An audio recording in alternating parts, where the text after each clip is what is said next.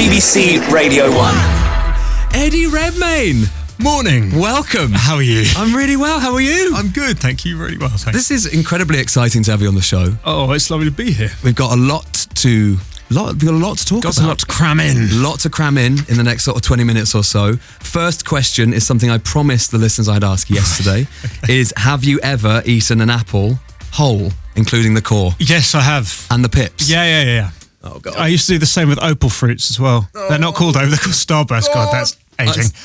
I said I don't know what I'd do if you said that you would... oh, really? Well, I sort of said I'd terminate the interview. Oh, that's catastrophic. But there we go, end. You've come all the way in, and I've seen the film and I want to talk because I've really enjoyed the film. Wait, but are you a whole apple eater? You eat the core and the pips? Yeah.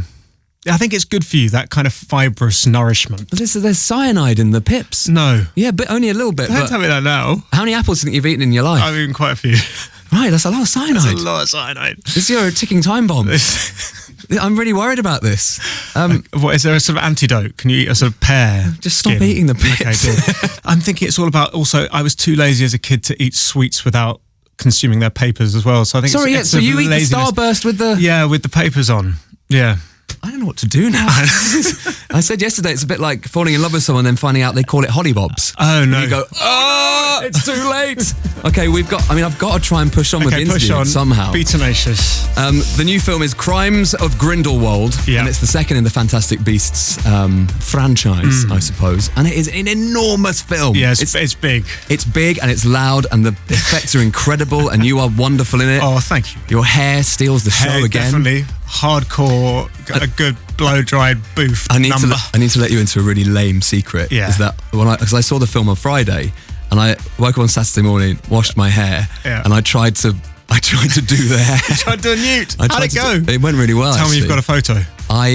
I will play a song and I will show you the photo. But it's quite nice actually. It's a thing. Actually, it's actually not my hair. Like, it's half of it is like a piece. Really? And Nikki, who's my makeup designer, in order to get it in such a bouffant place, it has to get put on a block and kind of held upside down all night in order that it has such volume. Interesting. That's how I sleep. So that's how I sleep upside down like a bat.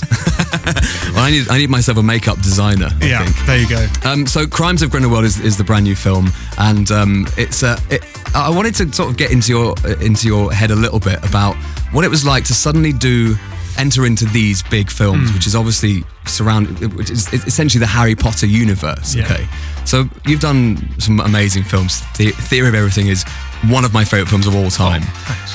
But I imagine the people that watched that and came up to you in the street were kind of like, what a wonderful portrayal, Eddie, that was so wonderful, so tenderly done, so interesting. When did you realise that you'd put yourself in an insanely different space with these films? Because the fans are proper fanatics. Hardcore. Well, do you know the weird thing about making the films is because they're so shrouded in secrecy. Basically, anything to do with J.K. Rowling is so shrouded in secrecy because people are so passionate about it. You literally make these films just outside Watford by the Harry Potter world in a vacuum, and the scripts, you're not allowed to print out scripts. The scripts appear on your screen through passwords and kind of disappear if you look at them for too long. So the whole thing is made with such secrecy, and they create this kind of almost like independent film vibe as you're doing it, that it's only as you start promoting them and you see people dress up as Newt and Grindelwald and Harry as you're going to premieres that you re-engage with how passionate people are about it. And you hear stories of idiots doing their hair like literally. that sort of thing. So that is a first though. It must be quite strange to have to film such a magical, exciting film just outside Watford. No offence to Watford, but that must be Watford. But must be quite a sort of jump out of reality. One of the things I love most is that, so if you go to Warner Brothers in Los Angeles, the studio, it's all got these kind of orangey cream walls with palm trees and blue skies against it. And in Leavesden, which is the Warner Brothers studios in Watford, they've basically painted the thing all the same colour as if it's got that Hollywood glamour, but it's always slightly sort of grey, tumultuous. It doesn't quite have the same Hollywood excitement, but you do go to work past big, huge photos of Dan Radcliffe and Ralph Fiennes as Voldemort every morning, so you can't help but get a bit of buzz on the way to work. Well, I think the films, I mean, they are hugely successful, but I think they are beautifully done and sort of she is just, J.K. Rowling has just got this thing in her head that seems to just keep working. She's just got that world in her head. And obviously she wrote the books of Fantastic Beasts and then they've been made into films. They're just extraudinary things to watch, aren't they? Well, she has this sort of encyclopedic knowledge basically of every single character. So if you go, so I was just wondering about Newt and when he was, I know he had a bit of tricky time at school. So when he was about 13, what was going on? And she can literally reel into the intricacies of his term report, and it's really formidable. And also, she definitely had a hand in the casting because she 100% picked sexy Dumbledore.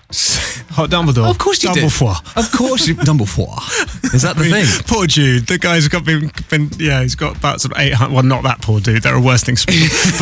Is Dumble-PHWOAR a thing?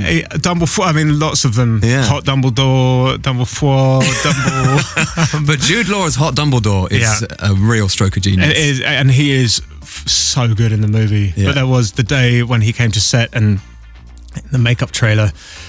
Everyone, we were all packed there, and he walked on, and sort of men and women, everyone just went sort of silent for an hour as they sort of discussed the intricacies of his beard length, and then as he walked off, everyone sort of this panting relief. But he is brilliant in it. We have a thing on this show called Unpopular Opinion. Yeah. Which you might have seen on Twitter. It's a thing that people talk about all the time. It's those things that kind of split the room with something. I wanted to play you something that Dan from the band Bastille, remember Bastille? Yeah. Said recently, and it might be something that interests you a bit. Is it sorry, go on. Is it an unpopular opinion that I'm going to hate? No, it's not. It's not about you. It's indirectly about something to do with you. Okay. Hi, I'm Dan from Bastille, and my unpopular opinion is, I think, and I was just talking to my friends about this, that at the end of the Harry Potter saga, Harry should have died. I think it was a bit of a cop-out from J.K. Rowling. I know that's potentially really unpopular, but it felt like it was building up something. It was like, 7 big old books. And I can't believe I just said that.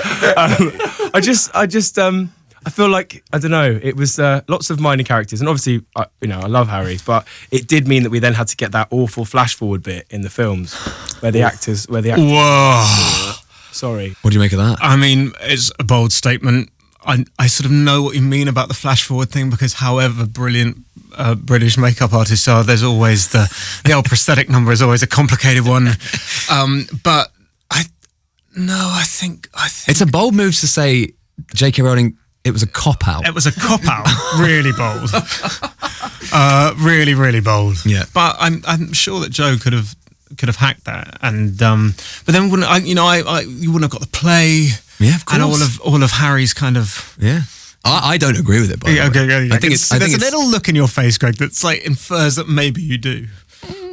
Would have spiced it up. Radio 1 Breakfast. With Greg James.